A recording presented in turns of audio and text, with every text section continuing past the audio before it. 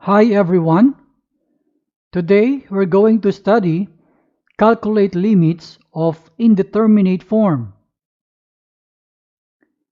Let us define indeterminate form. Given two continuous functions f of x and g of x.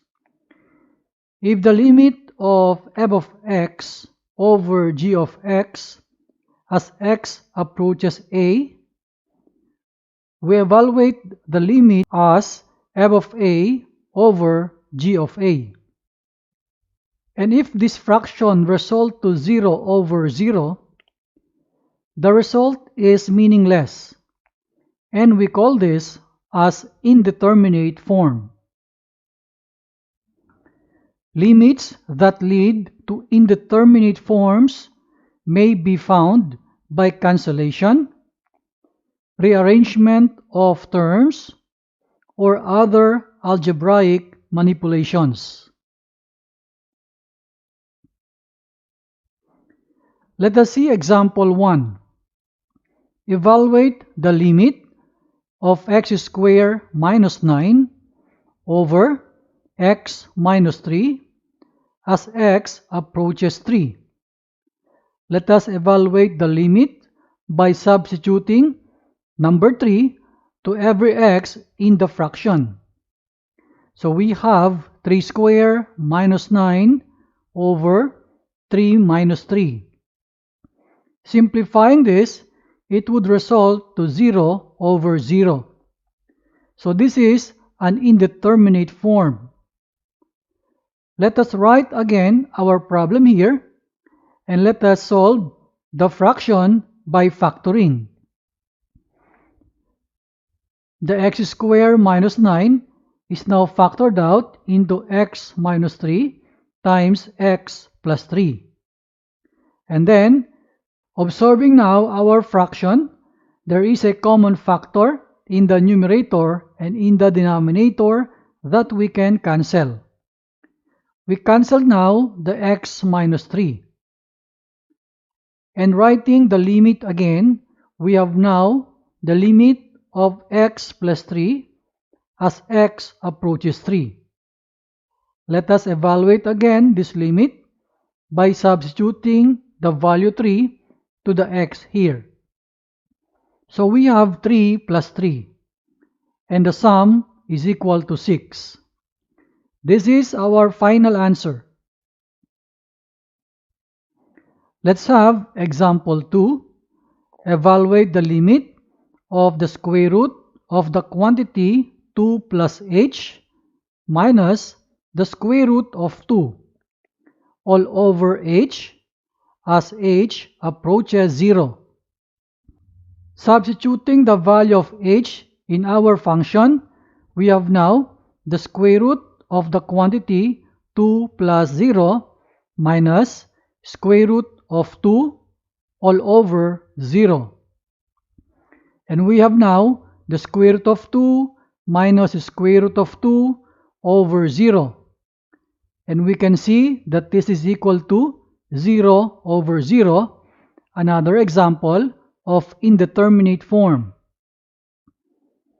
Let us write our problem here again, and let us multiply this function by its conjugate.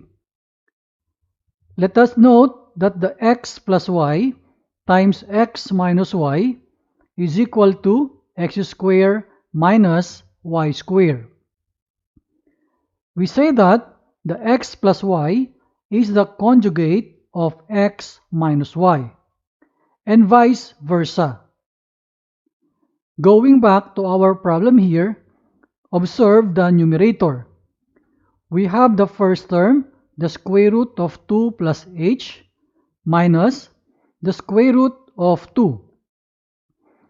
So the conjugate of the numerator is the square root of 2 plus h plus the square root of 2. Take note that this is minus and the conjugate must be plus. And vice versa.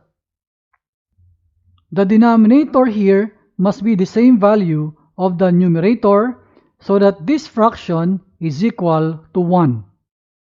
And we know that multiplying any value by 1 will not change that original value. Getting the product of the two functions here, we have now the limit of the square root of 2 plus h, and this quantity is squared, minus the square root of 2, and this is also squared. We follow our special product formula.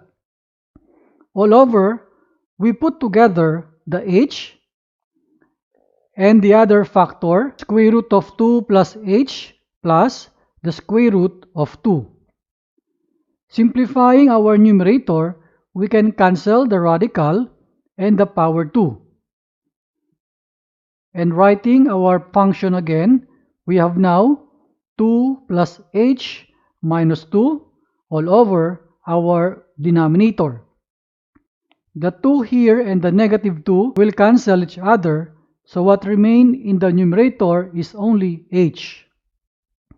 Now observe that there is an h in the numerator and an h in the denominator that will cancel each other.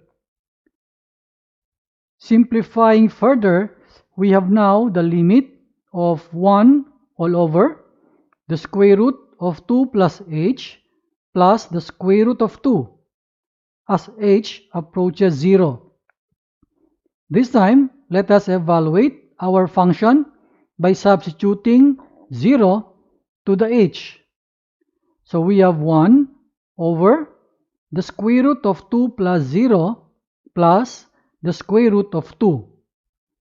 And we can simplify this into 1 over the square root of 2 plus the square root of 2.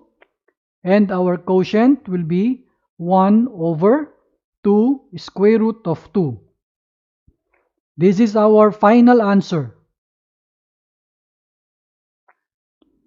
Example 3. Find one-sided limit algebraically. And we have two sub-problems here.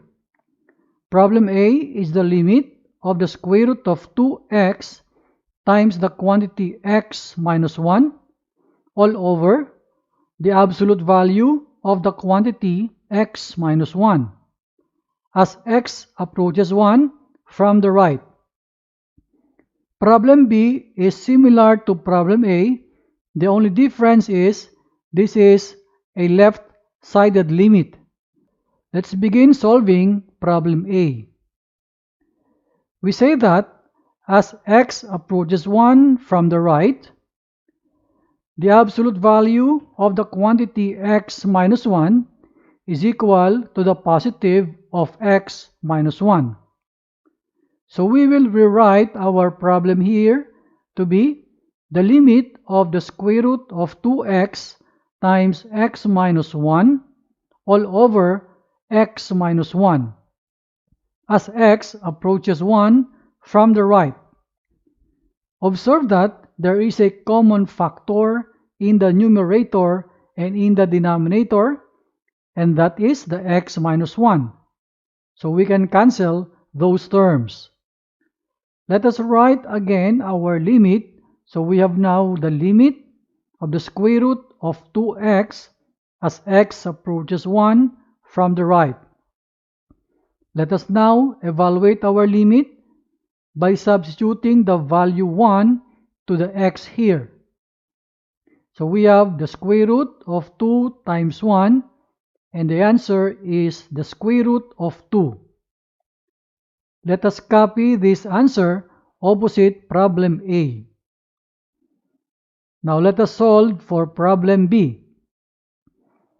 We say a while ago that we have the same function. The difference is this is a left-sided limit.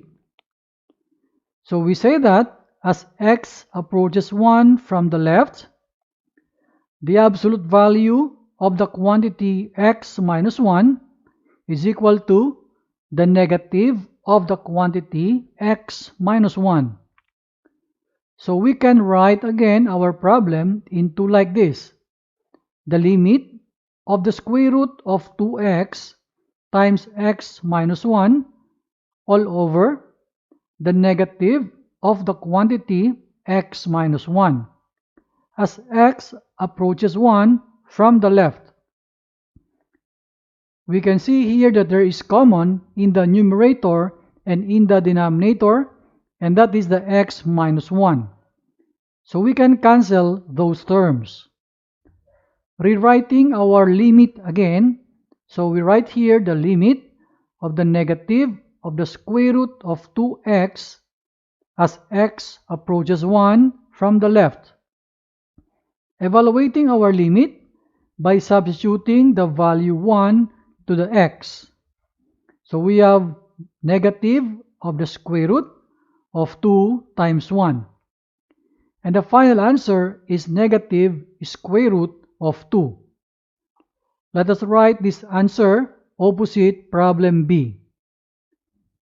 These are the answers for example 3. I hope you learned something from this video. See you again next time.